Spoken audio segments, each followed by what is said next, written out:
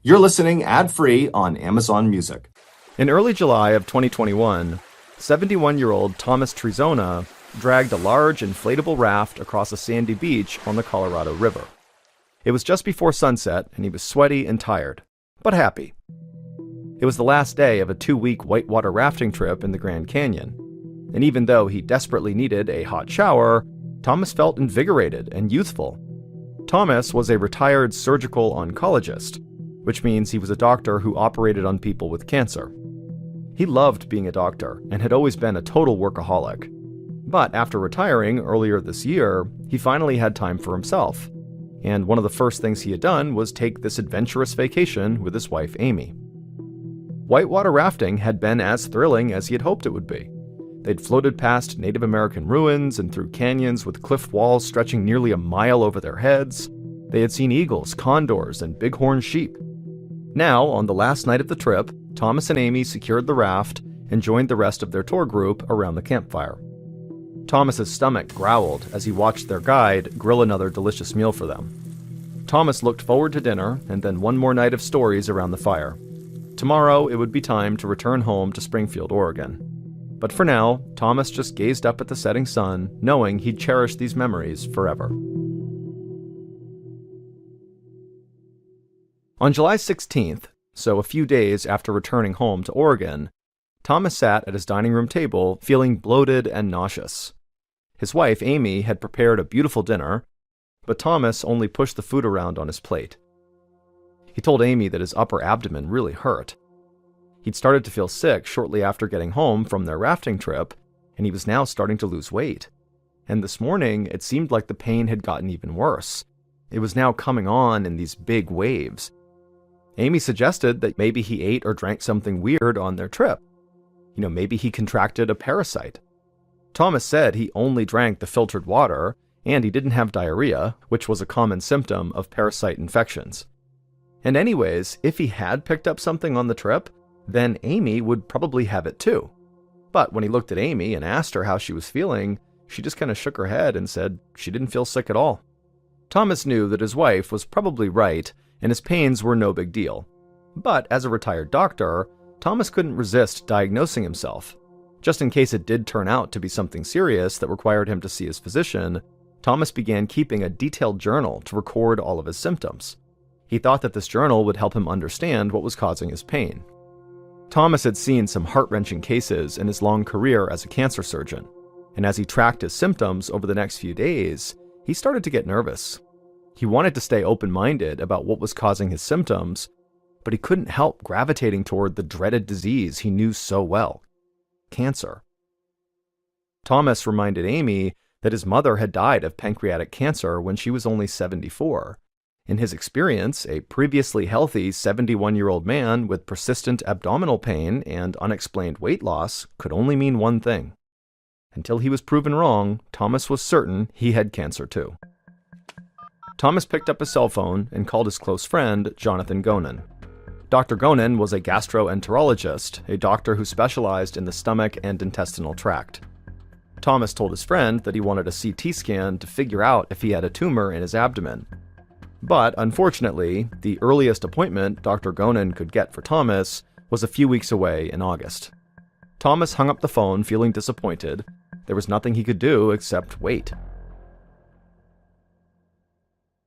A week later, Thomas stood in front of the bathroom mirror squeezing toothpaste onto his brush. And then he looked up and felt totally alarmed by his reflection. He was pale and gaunt, his weight was now down about 15 pounds since he'd returned from that rafting trip, and now he could barely stand from the fatigue he felt, let alone brush his teeth. Just then, a bout of nausea swept over Thomas, and he rushed to the toilet. He dropped to his knees preparing to vomit, but nothing came out. All of a sudden, he felt these severe spasms in his stomach as he fell over sideways onto the floor. The tiles were freezing cold against his cheek as he lay there shivering in just his boxers.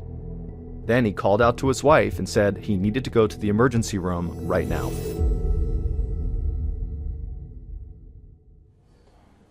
Later that afternoon, Thomas sat next to Amy in the emergency room's crowded waiting room. His blood had been drawn by a nurse, and he was waiting for the results. Thomas's phone pinged. He grabbed it and opened a message to find the results of his blood tests. All were normal except for one. He had elevated levels of a type of white blood cell called eosinophils. That, Thomas knew, could indicate three things: an allergy, a parasitic infection, or cancer. Thomas had already decided that he didn't have a parasitic infection, and he didn't think he had an allergy either. So that left only one possibility, the one he most suspected: cancer. Thomas asked the nurse at the reception area if he could speak directly with the doctor about the results. She told him that they had a long list of patients that day with serious problems that required immediate attention. Thomas could wait if he wanted, but it would likely be 4 or 5 hours until a doctor could see him. Thomas considered his options. He was pretty sure he did have cancer, but he knew he likely was not in any sort of immediate danger because of the cancer. And no matter what a doctor would say to him that day if he waited around to speak to one, it would still take way more testing to determine if he really had cancer or not. So Thomas stood up and told Amy they would just leave. He would deal with his cancer tomorrow.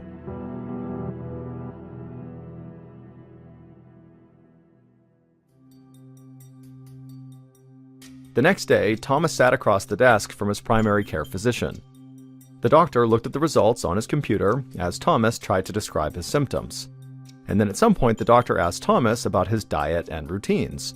And then after hearing what Thomas had to say, the doctor glanced up from the screen and told Thomas that, you know what, this is probably a dietary issue. And then he suggested Thomas try a grain-free diet. Thomas was stunned. He wanted to be screened for cancer. And now his primary physician was telling Thomas, a cancer specialist, to just try a grain-free diet? It seemed kind of asinine. And so Thomas just stood up and curtly thanked the doctor, and then took back the test results and left the building. 4 days later, Thomas was sitting at his dining room table with his laptop open in front of him when he got the best news he had received in a very long time. The results of the CT scan he'd finally been allowed to take had just come back. And the results were normal. He did not have cancer. Thomas felt an enormous wave of relief, but now he was more puzzled than ever. The pain in his abdomen had not gone away. He had barely eaten in the past 4 days, and he had now lost 22 pounds since he had returned from that rafting trip. And so Thomas was back to trying to figure out what was going on with him himself. And so while sitting at the dining room table, he began scanning through his journal with all of his symptoms he had recorded, while also going on his computer and looking up possible obscure disorders that might fit his symptoms. And as he clicked through these medical sites, he turned his attention to a chronic digestive disease in which white blood cells build up inside of the intestines, causing pain and bowel obstruction. Thomas knew that the condition, called eosinophilic gastroenteritis, was rare, but he was running out of ideas. He was growing desperate to know what was going on with him. He was in agony, both physically and mentally. And even though he was a doctor, he was completely stumped, and this made him feel so helpless. So eventually, Thomas just picked up his phone and called his friend, Dr. Gonen, to see if maybe he could help him again. A week later, Dr. Gonen paced inside of his office. He had just arranged to have Thomas have a tiny camera inserted down into his throat to look around inside of him to see if maybe he had a bowel obstruction. But like all of the other tests Thomas had undergone, this one too came back with normal results. Dr. Gonen was bewildered by his friend's case. He decided to order one more test to get a better look at Thomas's small intestine. The images on this specialized MRI would be much sharper than the CT scan, which would allow doctors to see very small problem spots. Dr. Gonen hoped the added clarity and details of the imaging would finally reveal what was wrong with his friend. The day after the MRI, Thomas went to the radiologist's office to discuss the results. Looking over the images, Thomas was surprised to see a tiny abnormality in his upper left abdomen. This abnormality was about 1 inch long and very, very thin.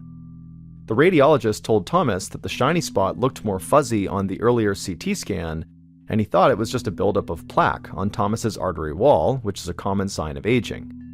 But with the specialized MRI, it made it clear to the radiologist that he'd been wrong. Something strange was going on inside of Thomas's stomach. Then the radiologist had an idea. He was curious to see if this weird spot was stationary or moving around inside of Thomas, and so he offered to do another CT scan right then to find out. Thomas agreed, and they performed the scan immediately. And sure enough, it showed that the weird spot had moved in just a few weeks between one CT scan and the next. But before the two men could decide what to do about this weird moving skinny spot inside of Thomas's stomach, the radiologist noticed something else that required immediate attention. It might explain Thomas's chronic pain too. Thomas leaned in and saw on the image that there was another small spot. The doctor told Thomas that it was a gallstone, a hard mass that was growing in his gallbladder. Thomas and the radiologist stared at each other.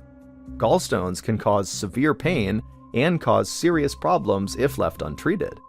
And so Thomas's inflamed gallbladder needed to be removed immediately. On September 13th, Thomas underwent surgery to remove his gallbladder. In the last moments before the anesthesia knocked him out, Thomas prayed that he was about to be rid of the terrible stomach pains he had endured for 2 months. A few hours after the operation was over, Thomas lay in a hospital bed resting with Amy by his side. His surgeon entered the room, walked to Thomas's bedside, and stood there grinning. The surgeon said that he had successfully removed the gallstone and the inflamed gallbladder, but that was actually not what was making Thomas sick after all. The surgeon explained that while he had Thomas's abdomen open, he decided to investigate that tiny, thin spot, the trouble spot, from the MRI scans. And he found something he had never seen before in his entire career, something that totally explained all of Thomas's symptoms: his severe stomach pain, his nausea, his weight loss, and his constant fatigue. The surgeon pulled a small vial from his pocket and held it up for Thomas to see. It contained a small object about the size and shape of a needle. Thomas asked what it was, and the surgeon said he wasn't sure, but it was very sharp, and it was inside of Thomas's intestines. And so no wonder he was in so much pain.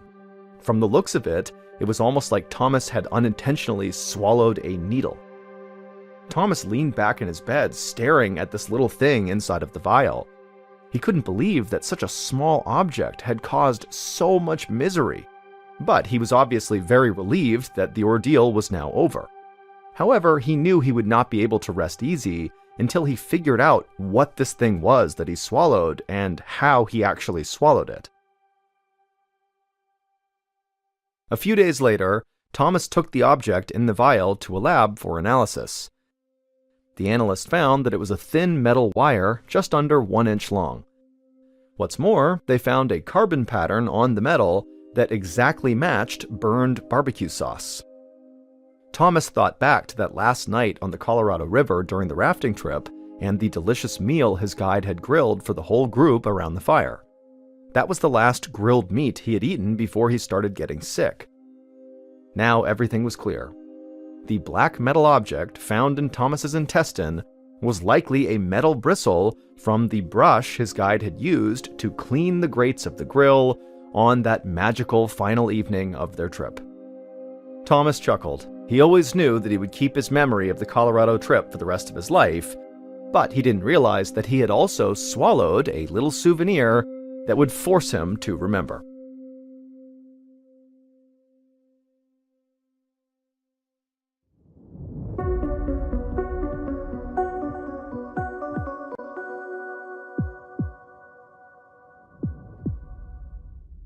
Here is our second story called Into the Woods. On a Saturday morning in June of 2009, a 55-year-old woman named Elizabeth and her husband Ron pulled their RV into a campsite in western Vermont. Elizabeth loved camping and took every chance she could to head for the wild, leaving behind her comfortable suburban life in Connecticut. But as she had gotten older, she had begun to enjoy the comfort of an RV. It was much nicer to sleep in a warm bed at night and not have to deal with the hassle of setting up a tent and then sleeping on the ground. The RV lifestyle was just so simple and so easy. Today, all the couple had to do was park their RV at the campsite, then put on some sunscreen, and then head out for their hike. And so, that's what they did.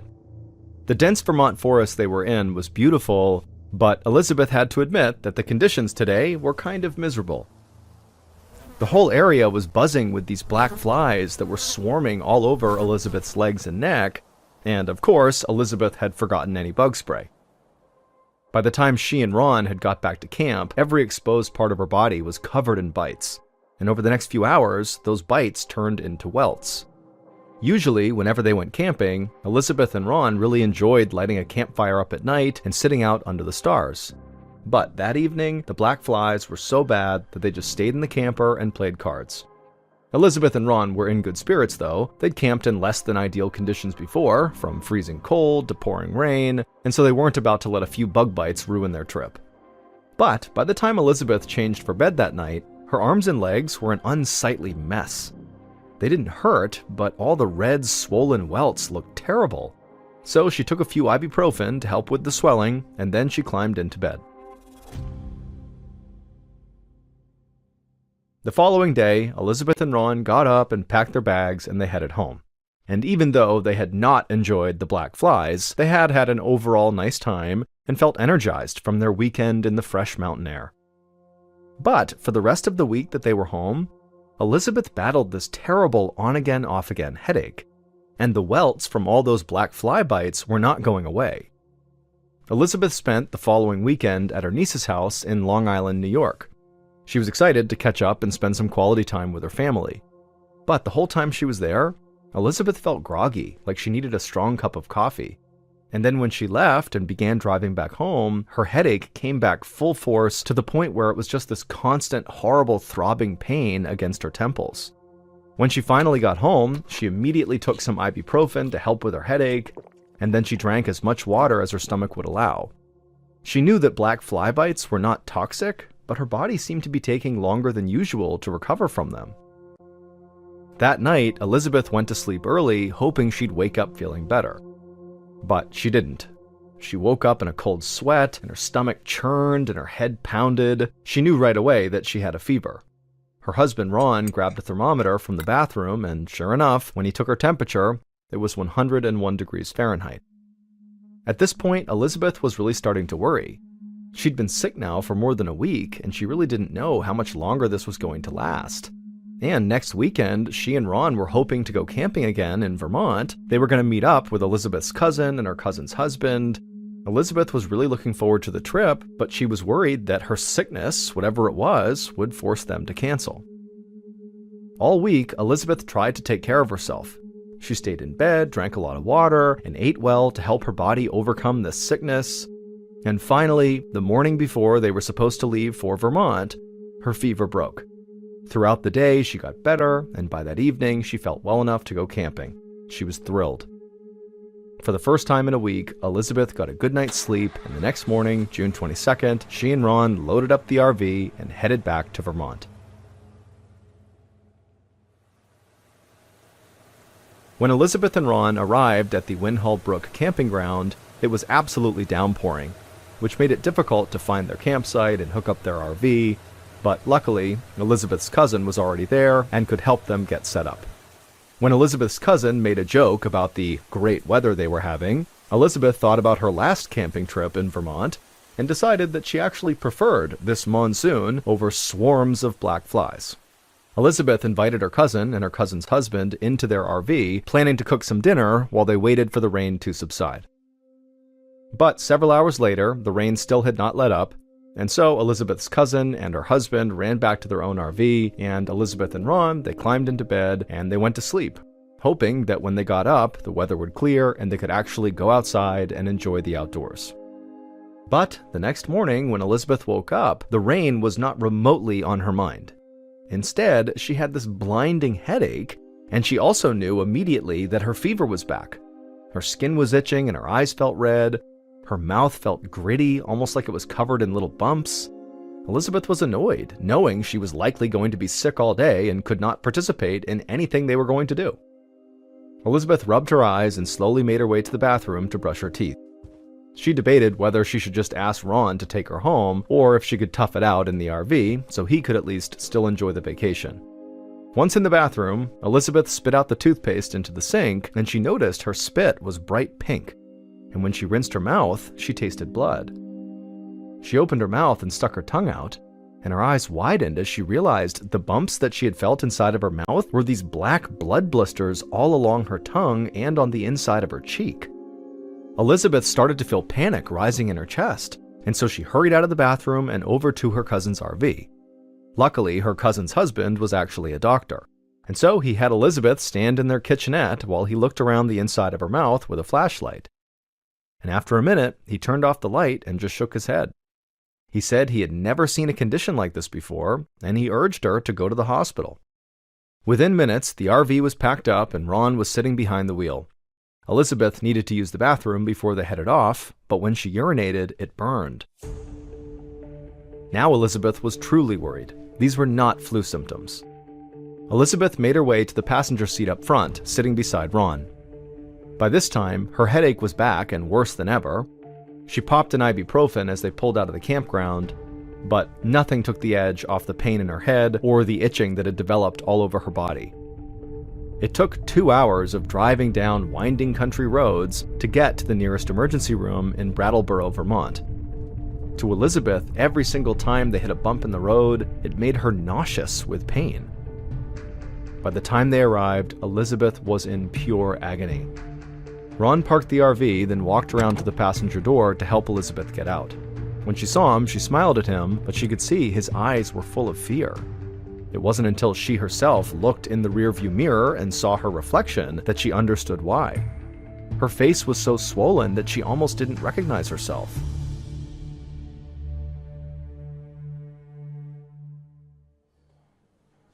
About 5 hours later, Dr. Teresa Fitzharris walked into her office at Brattleboro Memorial Hospital, ready to start her overnight shift. She put her purse under her desk, then went to check on Elizabeth, who was her first patient of the night. When Dr. Fitzharris walked into Elizabeth's hospital room and looked at Elizabeth, the doctor tried to hide her shock. Elizabeth's throat, chest, torso, and entire back were covered in a bumpy red rash. Dr. Fitzharris played it cool, but she'd never seen a rash this bad before. Elizabeth also had a fever of 101.6. Her heartbeat was also elevated, and her eyes were so swollen she could barely see out of them. Dr. Fitzharris sat down next to Elizabeth, and then Elizabeth began to recount the last 2 weeks of sickness and misery and all the symptoms she'd experienced since getting bit by all those black flies. Dr. Fitzharris pulled 2 rubber gloves out of a cardboard box in the storage cupboard. She put them on, then gently ran her hand down Elizabeth's arms and back. And as she did this, she frowned. She was confident that this was actually not the result of black fly bites. But Dr. Fitzharris couldn't think of any other condition that would cause a rash like this. And until she could figure it out, Elizabeth was very likely to continue to get worse. At a minimum, the rash could cause serious, lasting damage to Elizabeth's skin. Her eyes could be damaged as well, and there was no telling what this mystery condition could be doing to the inside of Elizabeth's body. Dr. Fitzharris didn't really know where to start with Elizabeth, so she just ordered some x-rays and blood work, and then went to go check on a few other patients while she waited for those things to happen.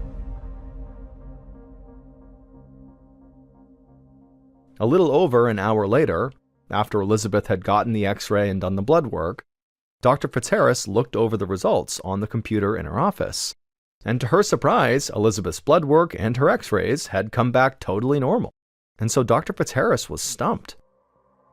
So she picked up the phone and called one of her colleagues, Dr. David Albright, the infectious disease doctor who was on call that night.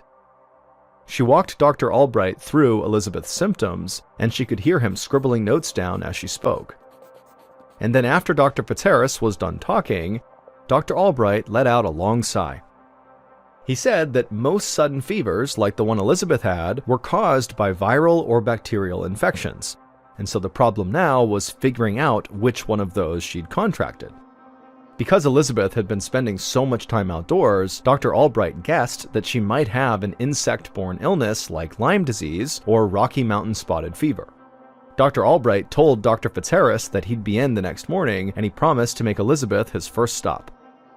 In the meantime, Dr. Fitzharris decided to put Elizabeth on antibiotics just in case she did have an insect-borne illness.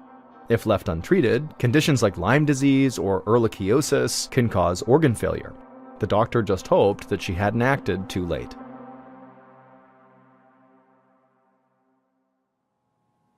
Early the following morning, Elizabeth woke up to the sound of a knock at the door of her hospital room. She squinted through her swollen red eyes and saw the blurry outline of a person walking into the room.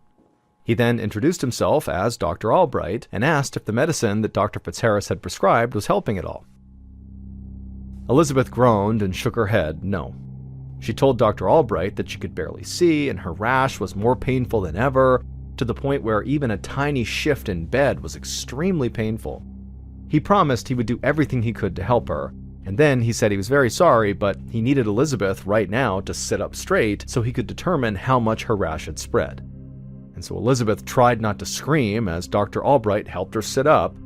Even the slightest touch on her skin was agonizing. As Dr. Albright looked over Elizabeth's body, he could see that the rash had spread, and it did not look like the medicine had helped at all. That meant his suspicion that it might be something like Lyme disease was incorrect. But unfortunately, he didn't really have any idea what else could be making her sick. Elizabeth clenched her teeth as Dr. Albright helped her lie back down. She knew the doctors were doing their best, but the fact that basically nothing had worked so far was still extremely frustrating. She could barely open her eyes and her whole body felt like it was on fire.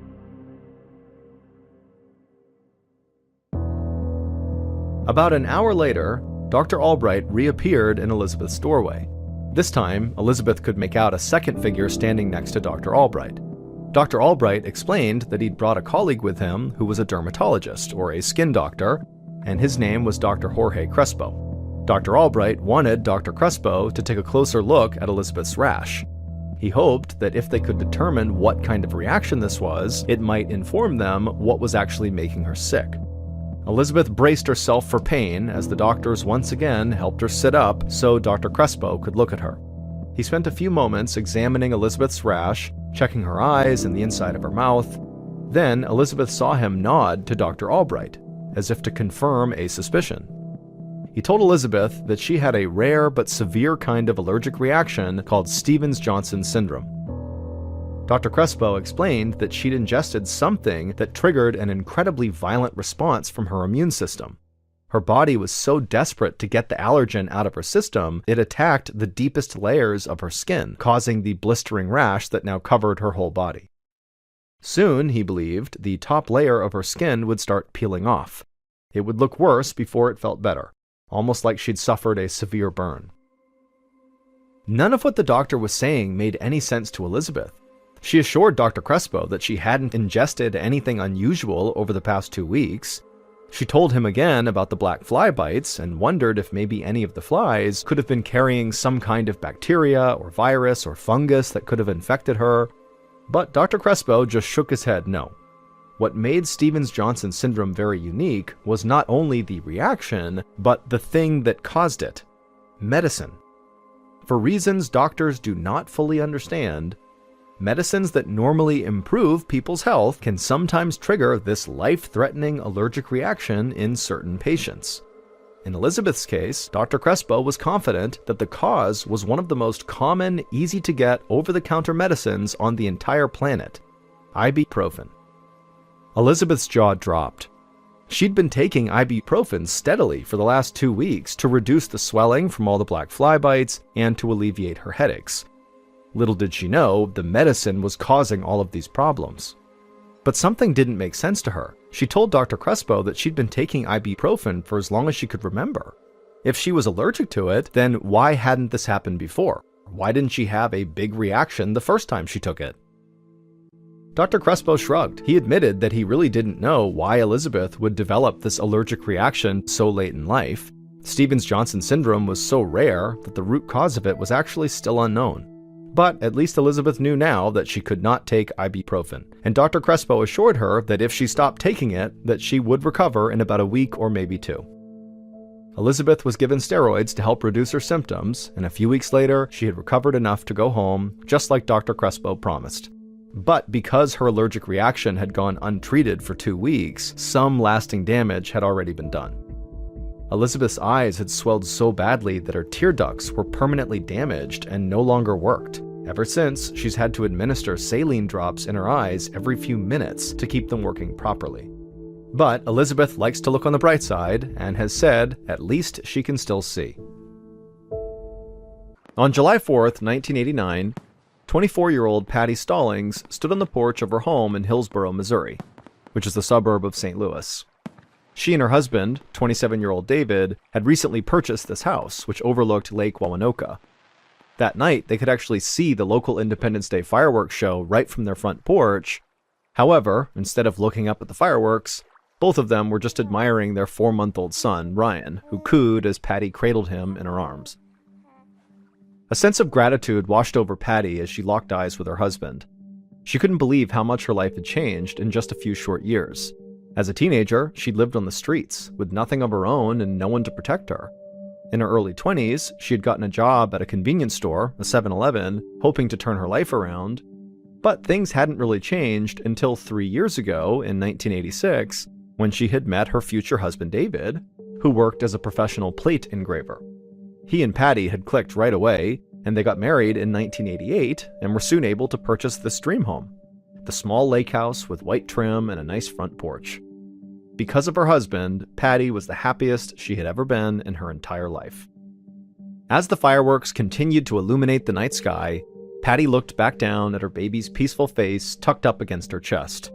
But then, out of nowhere, her baby, Ryan, vomited all over Patty's shirt, way more than how much babies usually spit up. But Patty wasn't too concerned. Ryan had suffered from digestive problems since he was just 2 weeks old, and his doctors had assured her as long as he was gaining weight, he was okay. And Ryan was hitting all of his weight benchmarks, so Patty trusted he would be okay. But still, when Patty went inside to get changed, and also to change the baby, she wanted to make sure Ryan didn't appear sick. He didn't seem fussy or uncomfortable, and he smiled and cooed at her as she changed him into a fresh onesie, and so Patty figured everything must still be fine. So she finished dressing her baby, then she changed her own clothes, and then the pair went back outside to enjoy the rest of the fireworks with David. 5 days later, Patty woke up in her large, sunny bedroom feeling unusually well rested. She rolled over in bed to find the other side was empty. David had already left for work. She checked the clock on her nightstand and saw that it was almost 9 a.m. She'd slept in longer than usual. She listened for the sounds of her son crying for breakfast, but the house was silent. But Patty didn't think much of it. She was actually thankful to have such a nice, quiet, slow morning for once. Patty made her way into the kitchen, she brewed a cup of coffee, and then sat down on the couch. She spent a moment enjoying the peace and quiet, but after a few minutes passed, she started feeling uneasy. It wasn't normal for her baby to sleep this late. And so Patty tiptoed into the nursery, and she found her son lying in his crib, but he wasn't asleep. His eyes were wide open in a glassy stare. His lips were pressed tightly shut, and his chest rose and fell way too fast, like he was having trouble catching his breath. Patty's stomach dropped. She'd never seen her son look so sick before. She lifted his limp body out of the crib, and almost immediately, Ryan began vomiting almost uncontrollably. Patty was so scared she began shaking. Still carrying her baby, she ran into the living room. She grabbed the phone, but she didn't call 911. She lived far from the hospital and knew that waiting for an ambulance would waste time Ryan probably didn't have. She knew it would be faster just to take him to the hospital herself. So she called the St. Louis Children's Hospital and told the operator she was on her way.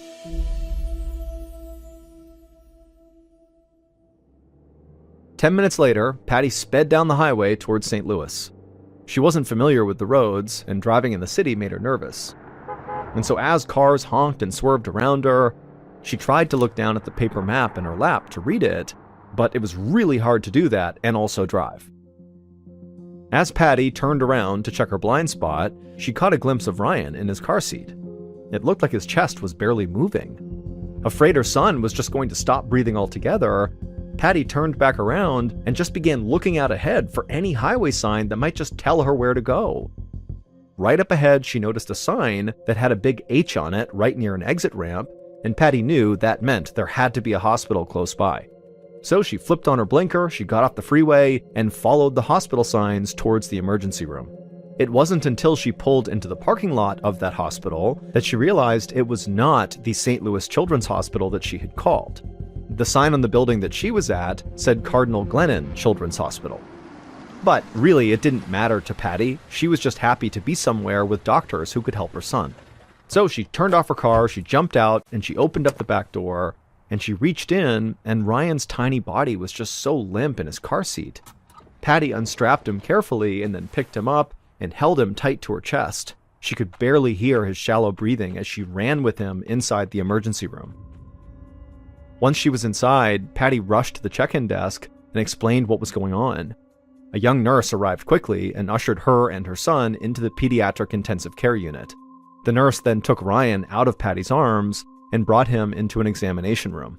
Patty followed, feeling totally helpless. As Patty walked into the room, she saw her son was already being hooked up to a nasal cannula, which is like a thin tube with two prongs that are inserted into the nose. When they turned it on, it sent oxygen into Ryan's lungs, helping him breathe. Within moments, Patty could see her son's chest was now rising and falling normally, and she was so relieved. As soon as the ER doctor confirmed that yes, Ryan was stable now, Patty asked a nurse to use the hospital phone. She needed to call her husband. Later that day, Patty and her husband David sat by Ryan's bedside, watching him breathe through the tube attached to his nose. After such a frantic morning and afternoon, Patty was totally exhausted, and David, who had left work early to be there, was also very tired. And so as the anxiety of the day began to fade away, because Ryan was very stable at this point, the parents began to nod off. But before they could fall asleep, an older man in a white coat entered the room. He had graying hair and a round, reddish face. He sat down next to the parents and introduced himself as Dr. Stevens, the hospital's chief of pediatrics. Patty couldn't read the doctor's expression. It was like he'd practiced keeping his face totally neutral, most likely so he could deliver any kind of news, good or bad, with some level of professional distance. Dr. Stevens told the parents that their son, Ryan, seemed like he was going to be okay, but he really wasn't sure what had caused their son's illness. He had ordered some blood tests, but it could take days to run them all, and Ryan needed to stay in the hospital until the results were in. Until then, there was really nothing Patty or David could do, and so Dr. Stevens suggested that they go ahead and actually nod off and try to get some rest. 3 days later, on July 12th, Dr. Stevens strode down the hospital hallway, followed closely by two men wearing black suits. The doctor was totally on edge. In his long career as a pediatrician, he'd seen a lot of shocking things, but nothing like this. Dr. Stevens eventually came to a stop outside of a room where he knew Patty and David were staying. Ryan was not in the room with them. This was a room just for the parents. Dr. Stevens turned around and told the two men in suits to please wait in the hall for a second so that he, the doctor, could go in first and speak to the couple. The two men in suits nodded and stayed put, and Dr. Stevens, he took a deep breath, turned around, and then knocked on the door, but then before waiting for an answer, he just opened it up and went inside. Patty and David were sitting on the bed inside the room, looking tired but also hopeful. Dr. Stevens immediately told them that he had good news. Their baby, Ryan, was going to be okay. Dr. Stevens watched relief wash over both parents, and then Patty asked the doctor, when could they see their son? Dr. Stevens paused. He knew what he was about to say next was going to start a very difficult conversation. He explained that Ryan's diagnosis, while not fatal, was still very serious and deeply concerning. According to lab reports, Ryan had high levels of ethylene glycol in his system, and ethylene glycol was one of the main ingredients in antifreeze. It was extremely toxic if consumed, and there was no way a baby of Ryan's age could ingest antifreeze on his own. He couldn't even crawl yet. Dr. Stevens paused to gauge Patty and David's reaction, looking for any signs of guilt or panic, but their faces were blank with confusion. So Dr. Stevens continued, being very careful to keep his tone detached as he made his meaning crystal clear. There is only one way Ryan could have antifreeze in his system, and that would be if someone deliberately fed it to him. In short, he was telling the parents that their child had been intentionally poisoned, and Patty and David were the main suspects. Dr. Stevens watched the parents closely as they finally registered what he was saying. Their eyes went wide and their mouths fell open. He half expected them to begin protesting, but they actually just didn't say anything at all. They just stood there, stunned. Then Dr. Stevens walked over to the door and rested his hand on the doorknob, and then he told the parents that, given the circumstances, he had contacted both the Missouri Division of Family Services and the police. Then Dr. Stevens opened the door to reveal the two men in suits. They were detectives with the St. Louis Police Department, and they were here to interview Patty and David. The little room fell silent as Dr. Stevens watched Patty and David stand up and follow the two detectives down the hallway towards two rooms where each parent would be interviewed separately. 9 days later, Patty stood at her son's bedside in the Cardinal Glennon Children's Hospital. Ryan smiled up at her with no breathing tubes in the way. He cooed and grabbed at the air. Patty wanted to reach down and pick him up, but she was too anxious. Two nurses stood in the corner of the room like guards, watching her every move. When the detectives had interviewed her the previous week, they'd asked her a lot of invasive questions about her marriage and her baby. They kept repeating that either she or her husband must have poisoned Ryan. The whole thing just felt like some sick joke. Patty insisted she was innocent. She had no idea how her son ended up with antifreeze in his system, but she knew she and David were not to blame. The police did eventually let them go, and they'd spent every night at the hospital since then, but still, every time Patty left her room, she could feel the staff looking at her with intense suspicion. Patty turned and made eye contact with one of the nurses standing in the corner of the room. Patty asked if she could hold her baby. The nurse hesitated and then said, "Yes, you can." Patty reached down, but before she could pick Ryan up, Dr. Stevens came into the room. Patty instinctively pulled her arms back. She'd felt like she'd been caught doing something wrong, even though all she really wanted to do was just hold her baby. Dr. Stevens came over to Ryan's bedside and took a look at him. Patty knew her son had been improving, but she was still kind of surprised when Dr. Stevens said Ryan was healthy enough to leave the hospital. Patty broke into a huge smile at this news. She'd been so confused and anxious, but now her son was healthy again. The police hadn't arrested her and her husband. It sounded like everything was going to be okay. But then she saw the doctor's expression shift. He explained that Ryan was being released from the hospital, but he was not going home with Patty and David. The police investigation was still ongoing, and until they knew more, Dr. Stevens had to release Ryan into the custody of the state. Ryan was going to be placed in foster care. Patty was stunned and heartsick. She'd assumed once Ryan got better, they'd be able to move on. But now she realized this problem was going to be much bigger and go on much longer than she'd anticipated. But more than anything else, she was just worried about some stranger taking her baby home. She had no way of knowing if the foster family would actually take good care of him. Patty wanted to scream, but looking at Dr. Stevens' face, she knew it wouldn't make any difference. So she turned away from the doctor and sat down next to Ryan's hospital bed, saying she wouldn't leave his side until she absolutely had to. 6 weeks later, Patty, David, and David's parents arrived at a state-sponsored childcare facility in St. Louis for a visit with baby Ryan. Ever since they'd left the hospital, Patty and her husband had been attending these meetings every Thursday. Patty was excited to see her son, but she was frustrated that the police investigation still was not over. As long as the police were still looking into Ryan's case, she couldn't bring him home. And so the only time she got with her son were these 1-hour-long meetings just once per week. Ryan's foster parents would drop him off at the childcare facility and then pick him up as soon as Patty and David left. To Patty, the whole situation felt ludicrous and backwards, but at the same time, she would much rather spend just an hour with her son each week than no time at all. Patty, David, and David's parents entered the building, and right away a social worker met them at the door, and she was holding Ryan. Patty's heart leapt when she saw her son. He looked healthy and he smiled as soon as he saw her. Patty reached out and took him from the social worker's arms and carried him down the hallway into a small playroom. The social worker followed the family inside to supervise their visit. For the next hour, Patty, David, and David's parents showered baby Ryan with attention. For Patty, it was bittersweet. They should have been doing these things at their home, not in some facility. When the hour was almost up, David's parents got up to leave. David offered to walk them to their car, and the social worker went along too. They all left the room, and Patty was suddenly alone with her son for the first time in 6 weeks. Suddenly, Ryan began crying.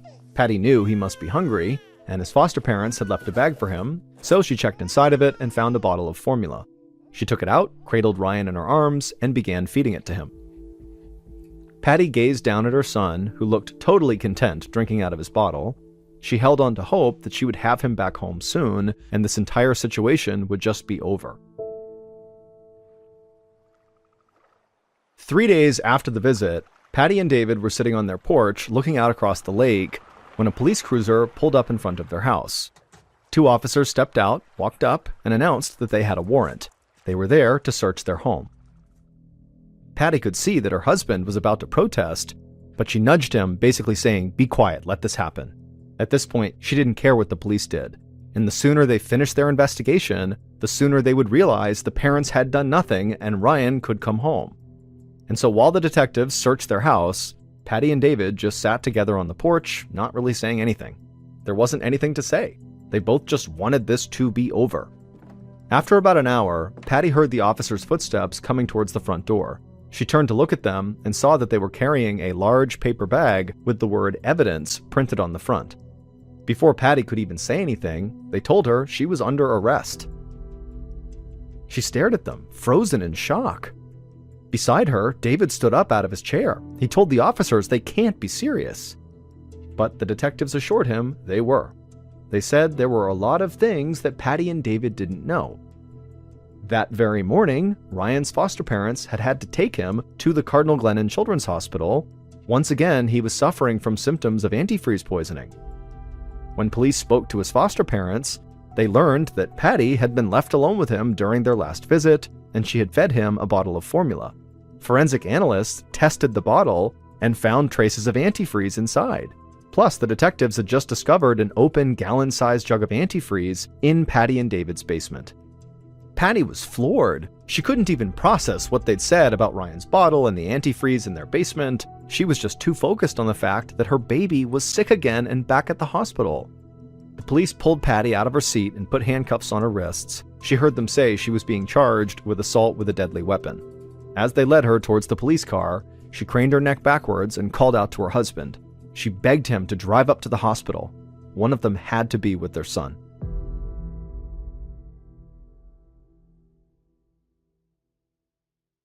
"4 days after his wife was arrested, David shifted in his chair in the waiting room of the Cardinal Glennon Children's Hospital. For the past 4 days, he'd been living in his own private hell. He couldn't sleep, he barely ate. He could only think about 2 things: his wife being locked up in a jail cell, and his son sick in the hospital. And in fact, Ryan's condition was much worse this time than it was the last time. This time, he was not getting better, and in fact, the doctors had placed him on life support. A few minutes later, Dr. Stevens walked into the room. The doctor's face, which was usually professional and emotionless, was now drawn. David asked what was going on, and Dr. Stevens couldn't help himself, and he just let out this long sigh. Then the doctor explained that despite everything the hospital had tried, his baby Ryan was not getting better. The poison had damaged his organs beyond repair, and there was no chance he would recover. Dr. Stevens told David that if he was religious, that he should think about contacting a minister to baptize his baby Ryan before it was too late. The little boy was very likely not going to make it. These words hit David like a punch. The grief was so immediately overwhelming that he could physically feel it in his chest. But the worst part was, he still didn't understand how this was even happening. David could barely speak, but he managed to whisper out that his wife really needed to be here. Then David just ran to the waiting room payphone, and after calling the jail where Patty was being held, and then also the local courthouse, David ended up talking to the judge in charge of Patty's case. And David begged the judge to please release his wife so she could at least come to the hospital and be with her child during his final moments. David assumed the judge would have at least some sympathy for their situation, so he was surprised when, without the slightest hesitation, the judge said no. He called Patty a baby killer and refused to let her anywhere near her son. At this point, David's grief turned into rage. He slammed the phone down and crumpled into his chair. In the span of only 2 months, his perfect life had fallen apart. But despite what the police and the judge said, he knew Patty was innocent. She adored their son. There had to be a better explanation for what was going on. David took a deep, shuddering breath and then turned to see Dr. Stevens standing there. In a soft voice, the doctor said they needed David's permission to disconnect Ryan from his life support machine. David asked if there was absolutely anything else they could try, but Dr. Stevens just shook his head and said no. And so, with no other options, David did give his permission.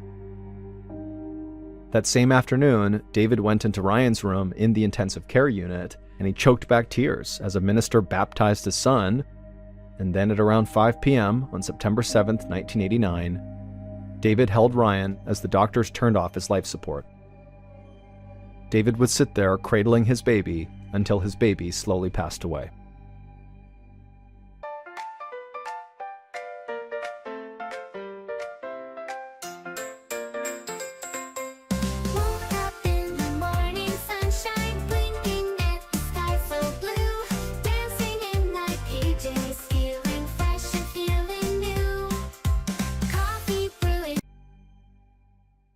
A few hours later, David had to make one of the most difficult phone calls of his entire life.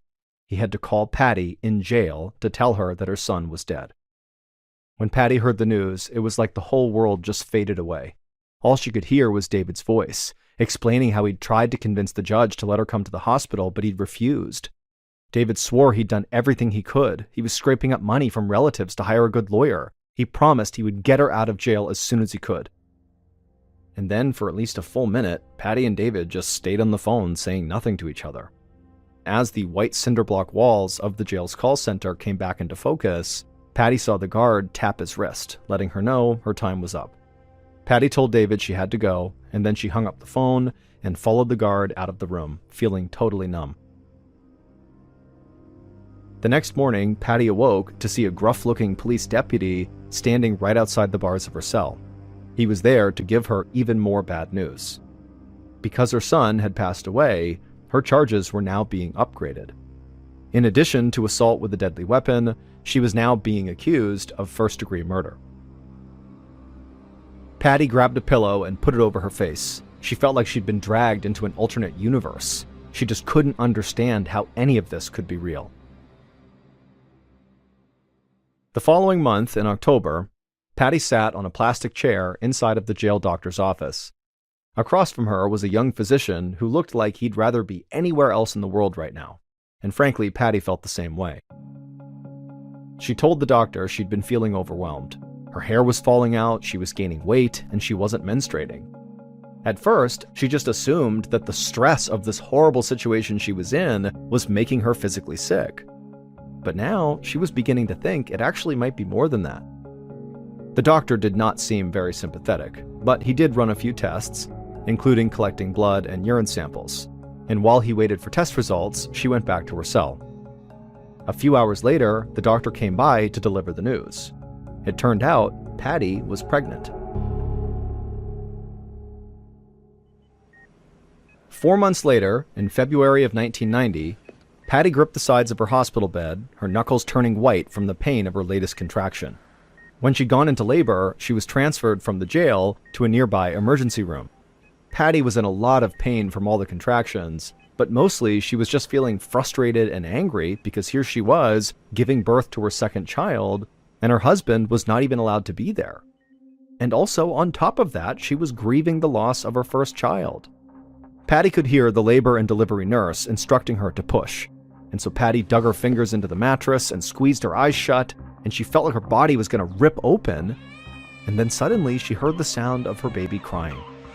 The nurse lifted up the newborn, and with a smile, she announced that it was a boy. Patty softened her grip on the bed. Still out of breath, she said that she and her husband had already decided on a name. David Jr., or DJ for short. Patty reached out for her child, and the nurse handed the baby over to her, and Patty held her newborn son tight against her chest. But her joy only lasted a few moments, because before long, the nurse gave Patty a very sympathetic expression, and then reached in and grabbed DJ, and then took DJ out of the room. Patty had known this was going to happen. She'd been told that, just like Ryan, DJ would be placed directly into state custody. Now she hadn't just lost one child, she'd lost two. Patty rolled over in her bed, sobbing. 2 weeks after giving birth to DJ, Patty sat in the jail's call center with a phone pressed against her ear.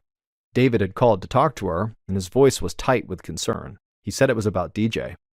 Patty didn't think she could handle any more bad news, but she asked her husband, what was wrong, and he said DJ's foster parents had to take him to the St. Louis Children's Hospital that morning. Doctors said he was going to be okay, but he was extremely sick.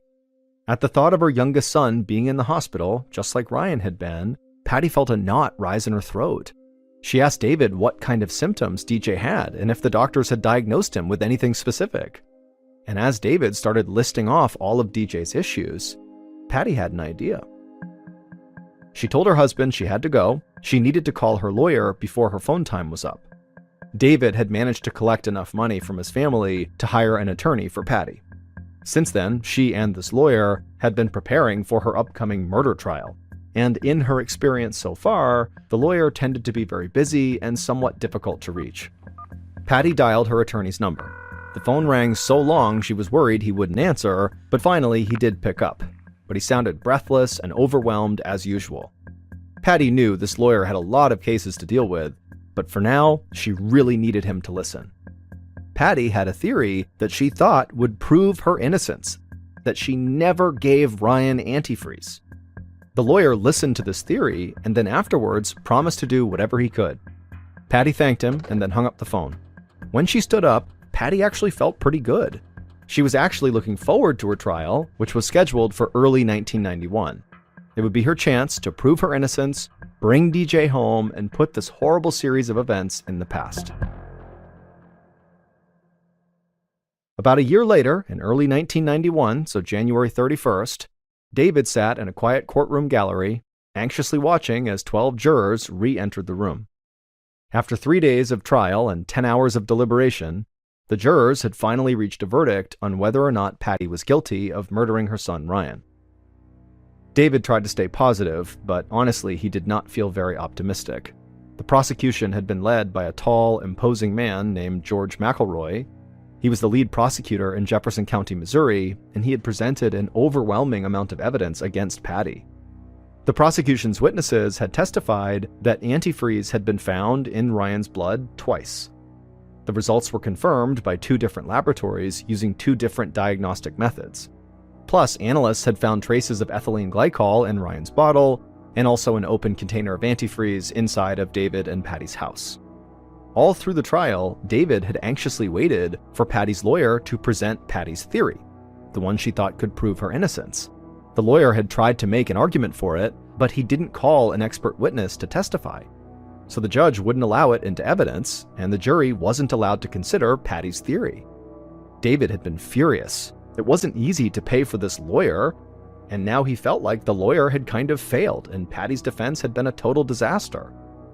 But there was nothing David could do now. The jurors sat down in the courtroom, and the jury foreman approached a microphone. David tapped his foot anxiously as he saw his wife at the front of the room, standing up, getting ready to hear what this foreperson had to say. Then David heard the foreman's voice through the courthouse speakers. But as the foreman read the verdict, it was like David's brain couldn't process what he was hearing. The jury had found Patty guilty of first-degree murder. After the verdict was read, David saw Patty collapse back into her chair. He couldn't see her face from his seat. All he saw were 2 policemen immediately handcuffing her and leading her out of the courtroom.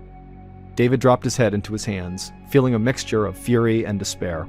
No matter what the prosecution had said, David did not have a shred of doubt about his wife's innocence. A week later, David was at home when he received a call from Patty's attorney. He was calling about Patty's sentence. She had just been sentenced to life in prison without the possibility of parole. David was crushed. He hung up the phone and started pacing back and forth across his living room, trying to think of some way he could fix this, but he just couldn't think of anything. 4 months after Patty's trial, in May of 1991, David sat in his living room alone. He looked out the window that faced their front yard, and he remembered that night, almost 2 years ago, when he and his wife were holding Ryan and watching the fireworks. Patty said she couldn't believe how much her life had changed since they had met, and David couldn't believe how much more it had changed since then. Their first child had died, Their second child, DJ, was still living with a foster family, and just like when Ryan was in foster care, David was only allowed to visit DJ once a week for 1 hour. But David still hoped he could find a way to bring his family back together. David picked up the remote and turned on the TV and changed the channel to NBC. In just a few minutes, the program he was waiting for would come on. He had promised himself he would find a way to make things right again. Ever since Patty's verdict, he'd been working to get as much publicity as possible. He'd even convinced the producers of a hugely successful television show to cover Patty's story. And as the clock hit 8 p.m., the opening credits of Unsolved Mysteries, the TV show, began. David saw his wife's face on the television, followed by pictures of baby Ryan. The narrator began their story, and David leaned back in his chair. He'd done everything he could. Now he just had to hope for the best. At the same time this show was playing, across town, a geneticist and pediatrician named Dr. William Sly sat at home in his easy chair watching the same Unsolved Mysteries broadcast. As he saw pictures of baby Ryan and listened to interviews with Patty, the doctor found himself totally hooked into this story. He also thought he might be able to help David and Patty. Dr. Sly was the chairman of St. Louis University's Department of Biochemistry. When he heard Patty explain her theory of why she was innocent on this show, the same theory her lawyer did not present at her trial, Dr. Sly thought it made sense. And if Patty's theory really was true, then Patty really had been wrongly convicted. The next morning, when Dr. Sly arrived at work at his university laboratory, he pulled one of his colleagues aside, Dr. James Shoemaker, to tell him about Patty's theory. But when Dr. Shoemaker heard Patty's name, he stopped in his tracks. He said he'd heard about the case over a year ago, in April of 1990. He also thought Patty's theory sounded viable, so he'd reached out to one of the laboratories that tested Ryan's blood. He'd requested copies of all their lab reports, as well as any samples of Ryan's blood that they still had on hand. Back then, Dr. Shoemaker had done his own analysis, and his results didn't exactly match the ones that one of the laboratories that tested Ryan's blood had come up with. At the time, Dr. Shoemaker didn't know what to do with this information, but he still had all the paperwork in his office. Dr. Sly's heartbeat quickened. He told his colleague he needed to see those lab results right now. The two doctors raced down the hallway to Dr. Shoemaker's office. Dr. Sly anxiously looked on as his colleague rifled through a stack of papers on his desk. Dr. Shoemaker grabbed a few sheets and held them out. Dr. Sly picked up the documents and started scanning through them. And as he compared the original lab results with Dr. Shoemaker's analysis, Dr. Sly's jaw dropped. He asked Dr. Shoemaker for a piece of paper and a pen. He needed to write a letter to the county prosecutor. 4 months later, in September of 1991, County Prosecutor George McElroy stood in front of a huge crowd of reporters and a cameraman. He looked to his right and he saw Patty and David standing beside them. Both of them had totally stoic expressions on their faces. Prosecutor McElroy straightened his jacket nervously. This was the most important and most embarrassing press conference of his career. He leaned close to the microphone and announced that he'd done something unprecedented. He had asked the county circuit judge to dismiss the murder charges against Patty Stallings. He said after reading Dr. Sly's letter and consulting with another independent medical expert, he was finally convinced of Patty's theory. She'd been right all along. Baby Ryan didn't die from antifreeze poisoning. For over 2 years, Patty had been accused of poisoning her son, but she had never hurt him. Nobody had. In reality, Ryan had died from a rare genetic disorder called methylmalonic acidemia, or MMA for short, which caused his own body to produce a deadly chemical that was nearly identical to antifreeze. People with MMA can't fully digest food containing certain proteins and fats, many of which are in breast milk and baby formula. When these nutrients are not properly processed, they break down and turn into poison in the body. This causes vomiting, lethargy, trouble breathing, and organ damage. Patty had told her lawyer that she believed Ryan could have this disorder because his little brother DJ had it too. When DJ had fallen ill, his symptoms were the exact same as Ryan's, but instead of finding antifreeze in his blood, DJ's doctors had found a toxic substance called propionic acid. propionic acid is often a telltale sign of MMA. It's also almost chemically identical to ethylene glycol, which is the poison found in antifreeze. The molecules are only different by a few carbon atoms, and so the two are easily mistaken for each other. When Dr. Sly saw Ryan's case on Unsolved Mysteries and then looked over the baby's lab results, this was the tiny discrepancy he found. The substance that analysts thought was ethylene glycol was actually propionic acid. Tragically, if Ryan had been treated at St. Louis Children's Hospital, where DJ had been correctly diagnosed and Patty was trying to take Ryan when he first got sick, all of this could have been avoided. Instead, the analysts at Cardinal Glennon and the other labs that tested Ryan's blood had unfortunately misidentified this naturally occurring substance as antifreeze, and their incorrect findings had been used to send Patty, an innocent woman, to prison for life. It is worth noting that the mix-up in going to the wrong hospital would not have necessarily saved Ryan, because MMA has an extremely high mortality rate, and long-term survival is not very likely. As prosecutor George McElroy stood before the crowd of reporters, he admitted he'd been wrong, and then he personally apologized to Patty and David. He said even though their suffering could not be undone, he would make sure Patty was fully exonerated, and she would get to bring her surviving son, DJ, back home. Patty and David filed lawsuits against the Cardinal Glennon Children's Hospital, the diagnostic labs who'd misdiagnosed Ryan, and 3 different physicians. In 1993, they received an out-of-court settlement for an undisclosed amount. Their surviving son, DJ, battled the same genetic disorder that killed his brother, and unfortunately, it took his life too in 2013, when he was just 23 years old. Kitchen magic, phone buzzing with good news. Throw on my favorite outfit, ready to chase away the blues. La la la G-Waves, we can do anything. La la la hand in hand, come and join the flame. La la la G-Waves, let the music ring. Stepping outside, feeling breezy. Neighbors waving hi, hello. Trees are swaying to the rhythm like they know just where to go. Ooh, like some melody with a beat so sweet. Ooh, come along with me, feel the dancing feet. La la la G-Waves, we can do anything. La la la hand in hand, come and join the flame. La la la G-Waves.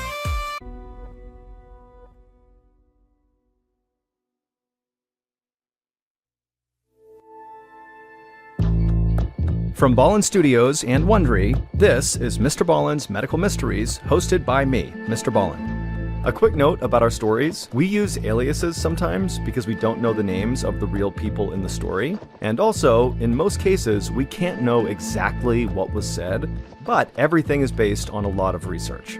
And a reminder, the content in this episode is not intended to be a substitute for professional medical advice, diagnosis, or treatment. This episode was written by Karis Allen Pash Cooper. Our editor is Heather Dundas. Sound design is by Ryan Potesta. Our coordinating producer is Taylor Sniffen, and our managing producer is Sophia Martins. Our senior producer is Alex Benedon. Our associate producers and researchers are Sarah Vitak and Tasia Palakonda. Fact-checking was done by Sheila Patterson. For Ballen Studios, our head of production is Zach Levitt. Script editing is by Scott Allen and Evan Allen. Our coordinating producer is Matub Zaire. Executive producers are myself, Mr. Ballen,